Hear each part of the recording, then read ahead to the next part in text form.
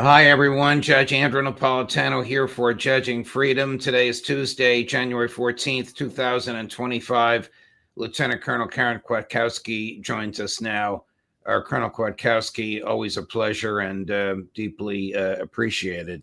As we speak, two events are going on. One is the confirmation hearings of my friend and former Fox colleague, Pete Hegseth, to be Secretary of Defense of the United States. And the other is apparently the final touches on whatever agreement is likely to come about between Hamas and the Israelis. I'll start with the latter. Haaretz, an Israeli newspaper of great repute, which I know you and I look at, reports that if this agreement that is being finalized comes to pass, it's the same agreement that Prime Minister Netanyahu has repeatedly rejected. Why did he change his mind? Well, because the president-elect sent an emissary out there who basically said, this is the best you're going to get.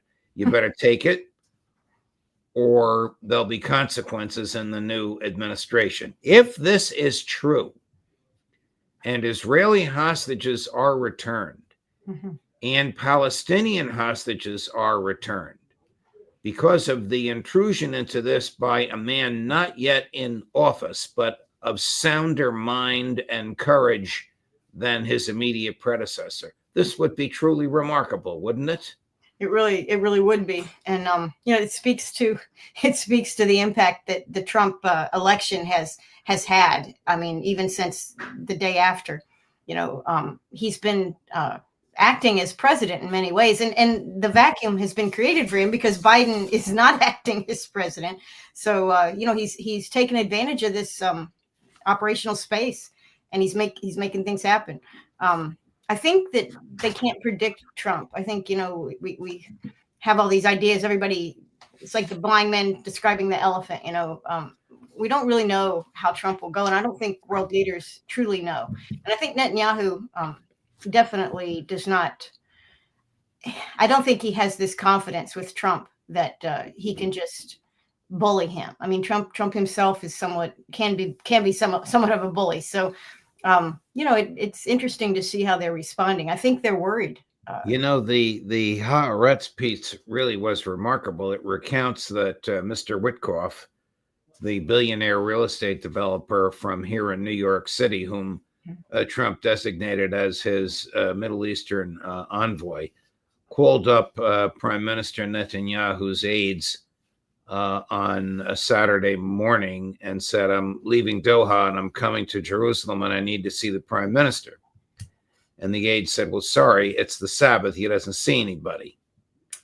We don't know exactly what Witkoff said in response, but we know that Netanyahu saw him about 2 or 3 hours later. I got to tell you, I was a little critical of the appointment of Mr. Witkoff, figuring, what does a real estate developer know about Middle East politics? This guy does. I mean, I know he can be a little bit of a bully like Trump can be, but maybe that's the only medicine that Netanyahu understands. Yeah, I think that's pretty obvious. Netanyahu is obsessed with himself and his power and exercising that power. And he interprets how powerful he is based on how much he can push people around. And I think while all the various parties in Israel are united against their enemies, they're happy with a 5-front war. If it could be 6, they'd probably support that.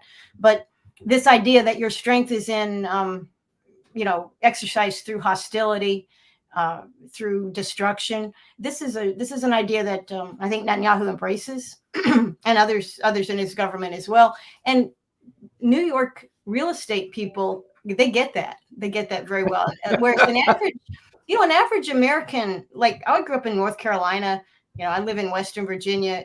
I have no idea about throwing your weight around, to get what you want and intimidating people. This is not something that most people do around here. And they don't do it. Really, most people don't do that in the whole country. But in New York City, it's a different breed. And so it may be useful for American interests if Trump continues to adhere to or believe in an America first policy. Right, right. If he doesn't, it's not going to help anybody. But if he puts America first and pushes some of these folks around and gets them back in their box, that would be a good thing. You know, some of this may have been instigated by our friend and colleague, Professor Jeffrey Sachs, who about 3 months ago, in a quick trip to the Cambridge Student Union, gave a 90-minute talk about the problems in the Middle East. And in that talk, he was harshly critical of Prime Minister Netanyahu. Mm-hmm. President Trump took a 2.5-minute clip of the harsh criticism of Netanyahu by Jeff Sachs and posted it on Truth Social, his own venue. That, of course, went viral around the world and obviously was seen by Netanyahu's people, one of whom was dispatched to the Sunday shows to attack Jeff Sachs. But this may very well have said, hey, Bibi, you're not dealing with old Joe anymore. There's a new sheriff in town, and this is the best deal you're going to get. And, well, we'll see if he now accepts a deal he repeatedly rejected. There will be consequences to him, one of which may very well be he'll be Mr.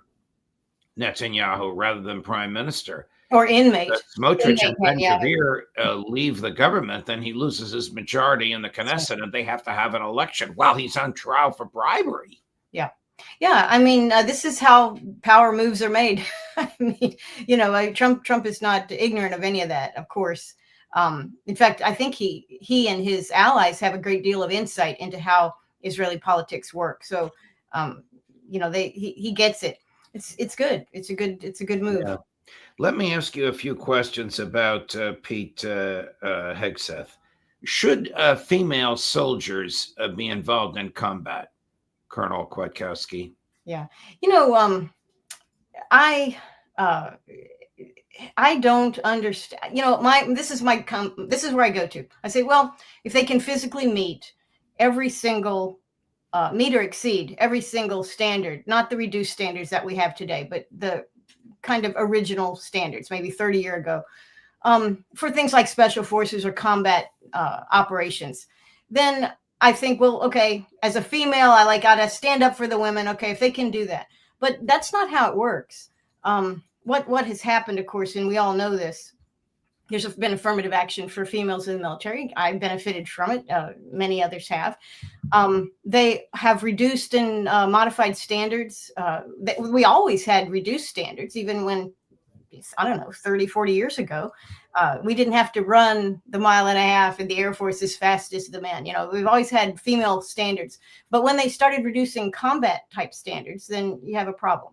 And this does even extend to flying fighter jets and the ability to handle Gs or the various things that a musculature, more dense muscles, a heavier bone structure, these kinds of things that are innate to men, they give an advantage. And if you are a military, if you're a government that has a military and you expect to use that military to defend your country in a organized method of war, then I don't see a real place for women in combat. That's me personally. Now, but I will say this, and we know this from our Civil War, we know this from any other conflict this country has had in our history and may in the future have. Women have a place in war. They always have. They always will. We're very good at a great many things that support a war effort.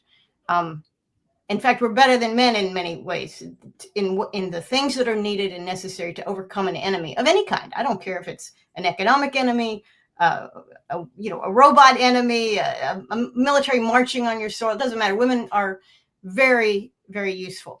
We have a role, but to act like we can do what men can do is ignorant. It is self-harm, which I don't think is something that any country wants to do.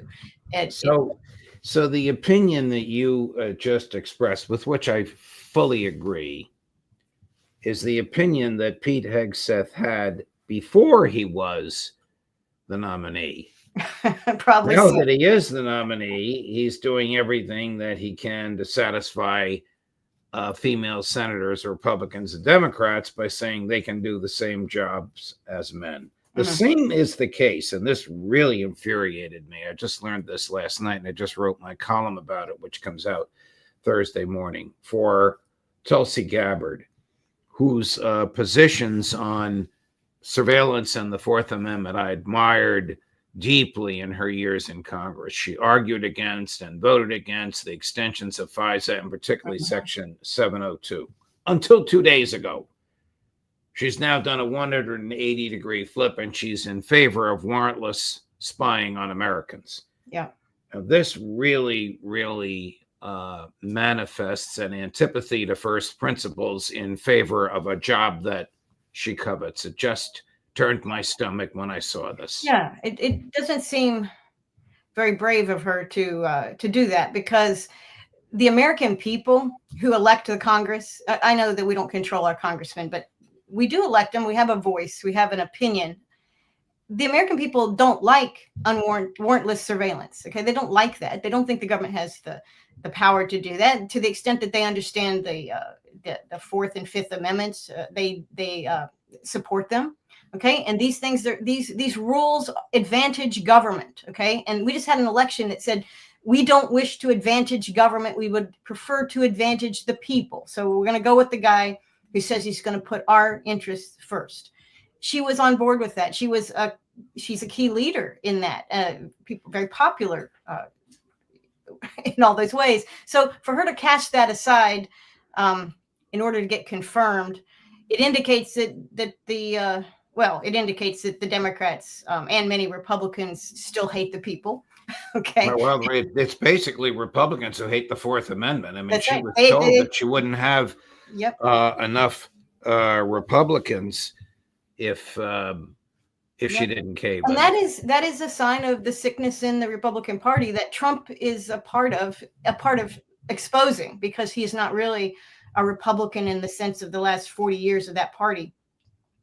So he is combating not just the normal left-right politics, he is combating his own party. So unless they have something they're going to pull out of their hat or their sleeve once he takes office in dealing with the violations of the Constitution that we see in that particular legislation, unless they're going to try to change that from another direction, and she's going along with this so she can assist in that later effort, and that requires a huge leap of faith. Okay, if she's not going to do that, if she's sold out, then again, it puts the message to regular people in this country who would like to see a constitutional government, that it's going to be up to us to enforce that.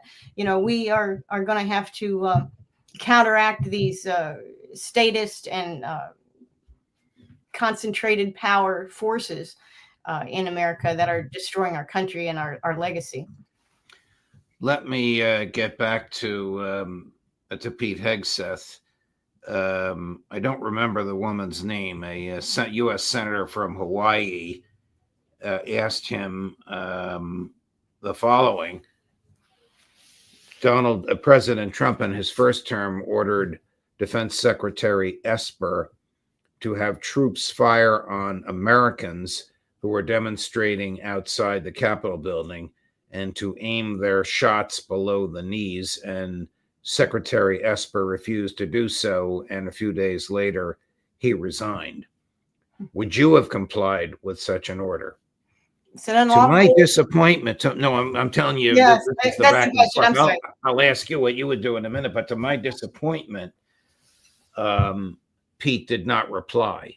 Now, he knows, we all know, it is unlawful to obey an unlawful order. And we also know it is unlawful to shoot, no matter who you are, military or police, at demonstrators who do not pose a deadly threat. Mm-hmm. Take it from there. Well, unlawful order for sure. He could have gone with that. He could have brought up a past situation, Kent State before his time, but still, we have done this before to great negative impact on everything. Very wrong, proven to be wrong. But the other thing is, even police don't do that. Even cops will go with non-lethal. They'll shoot tear gas at you, but they won't. Right. And if they do make a mistake and shoot a live bullet instead of something that's non-deadly, the police are punished for that. It's not acceptable. It's also illegal, or at least I thought it was, with posse comitatus rulings that we've had.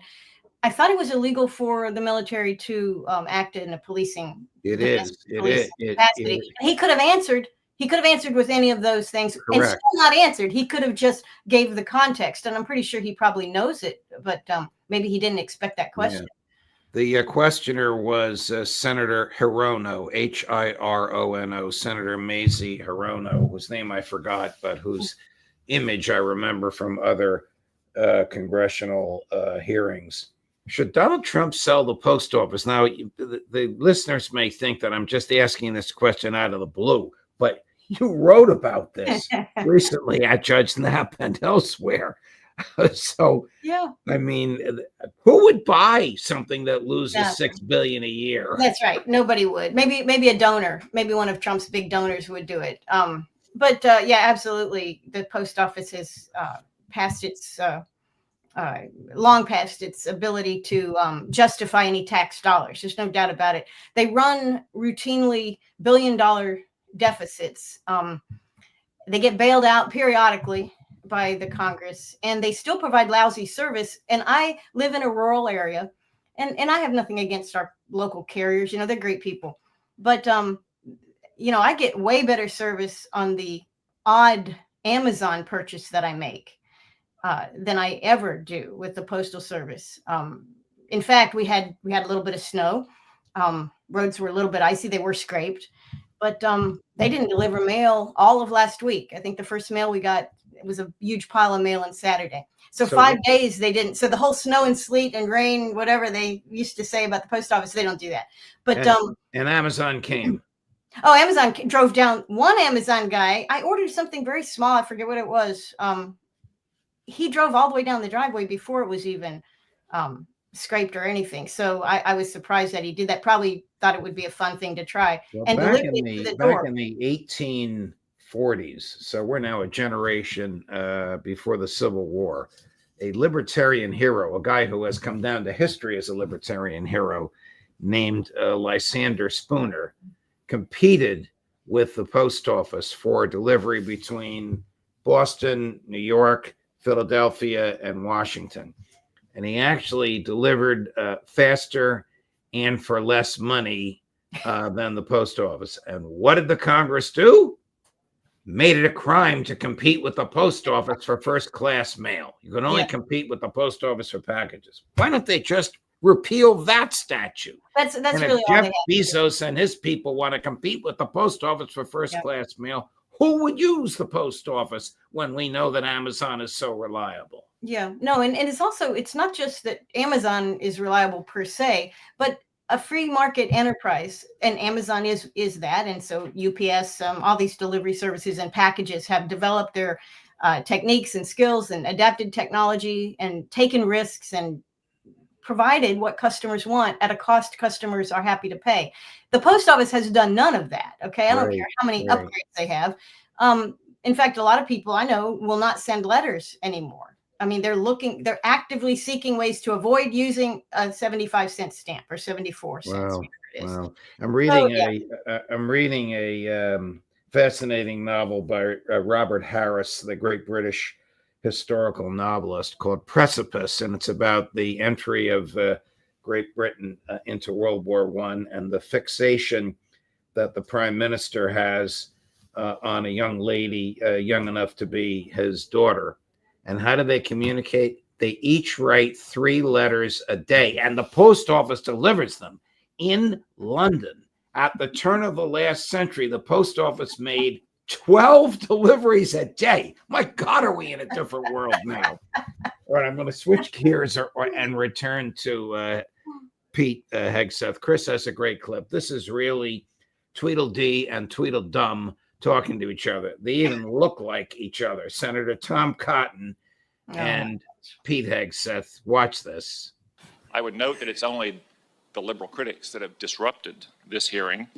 As was my custom during the Biden administration, I want to give you a chance to respond to what they said about you. I think the first one accused you of being a Christian Zionist. I'm not really sure why that is a bad thing. I'm a Christian. I'm a Zionist. Zionism is that the Jewish people deserve a homeland in the ancient Holy Land where they've lived since the dawn of history.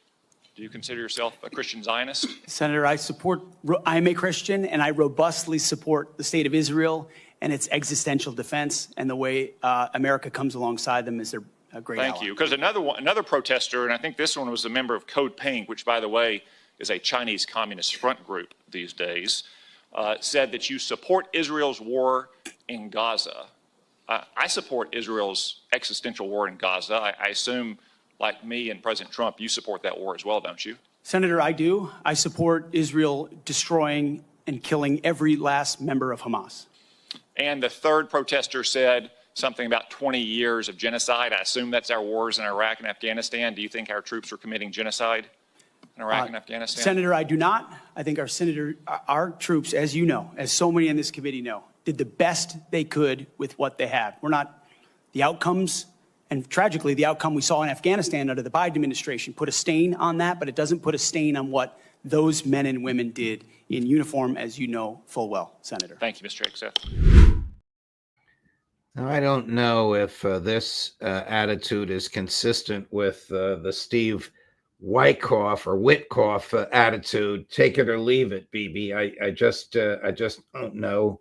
He may be testifying for an audience of one, and that's the person who's about to nominate him, or he may be testifying in order to assuage the other concerns that certain senators have about him. He knows darn well what a Christian Zionist is, and he knows how dangerous that is to human freedom. Yeah, I think it's the way that they establish these definitions and make these statements, sort of, setting a stage of fantasy. And can you confirm this? And the guy's happy to do it. It's disappointing to see Hegseth not really take a strategic or historical look at any of this stuff, because when he's asked about Iraq and Afghanistan, that's something near and dear to I think a lot of people's hearts my age. And if you study it and you look at what it tells us about our government, about our empire, about how we make decisions, what motivates those decisions, and of course how we conduct ourselves in these various wars of choice and wars of empire, for him to gloss over that, we had a bad withdrawal from Afghanistan, that was Biden's fault, and that really made us look bad. That is extremely shallow. Okay, that is almost so shallow. I would be even happier if he just made a joke, about something. I can't applaud at all the way the troops left, the hurried way in which they left, and the damage that was caused. But it was the Trump administration that negotiated with the Taliban and which picked a date into the future for their release of 5,000 fighters from a prison. Mike Pompeo did not negotiate with the government of Afghanistan. He negotiated with the Taliban. And of course, the date they picked for the release was a date that they thought would be during Trump's second term, and it turned out to be during Biden's. Before we go, I want to play a clip of Professor Sachs from earlier today. I think you'll appreciate watching and listening to this, Karen. If there is a deal, this is Donald Trump's accomplishment. Joe Biden, I'm sorry to say, for years has just gone along with what other countries have told the U.S. to do. And this ceasefire should have happened a long time ago. If it comes, and it should come, it is coming through pressure that should have been applied a long time ago. This is a basic point. We've been discussing it not only about the war in the Middle East, but also the war in Ukraine. He's right. He's talking about the pressure that Trump, not yet the president, through Mr. Witkoff, not yet in any official position, put on Prime Minister Netanyahu. Now, they haven't agreed to anything yet. All we have are reports and leaks. The agreement is there. They're putting the final touches on it. It's what Bibi rejected 3 or 4 times. We'll see what happens. We'll see what comes out. But what Professor Sachs was saying right before that clip was, expect Biden to take credit expect Trump to take credit. But none of this would have happened without Trump. No, not at all. Not at all. He has expanded or opened up the Overton window of possibilities of what is possible to think. And some of that is, very shocking. Like, we're going to take Canada and Greenland. These are very, for the most people, odd ideas. But he's allowed us to now debate and talk about things like that. Talk about empire. Talk about what it means to put America first. We haven't talked about that. We're talking about it now. And he's also talking about the Middle East almost as a kindergarten filled with a bunch of people that are continually causing problems more and more. And, he wants to stop that. I know Trump is comfortable when he doesn't have to worry. He puts out fires. He wants to put these fires out so he can do what he really wants to do, what really gives him, this sense of who he is. And I don't think Israel is number one on his, making Israel greater Israel. I don't think that is on his list. And I hope it's not on his list. And so, we don't know anything, really. We don't know what's in his head and what he's doing. But, I'll take the small gains. Karen Kwiatkowski, thank you, my dear friend. We were all across the board, but a very comfortable and amiable conversation. Much appreciated by the audience, I know. I hope we can see you again next week. Absolutely. Thank you, Judge. Thank you. Coming up tomorrow at 8 o'clock in the morning, Professor Gilbert Doctorow. At noon, Aaron Mate. And at 3, Phil Giraldi. And on Thursday, a full day rounding out all of your favorites, ending with Colonel Douglas Macgregor. Judge Napolitano for Judging Freedom.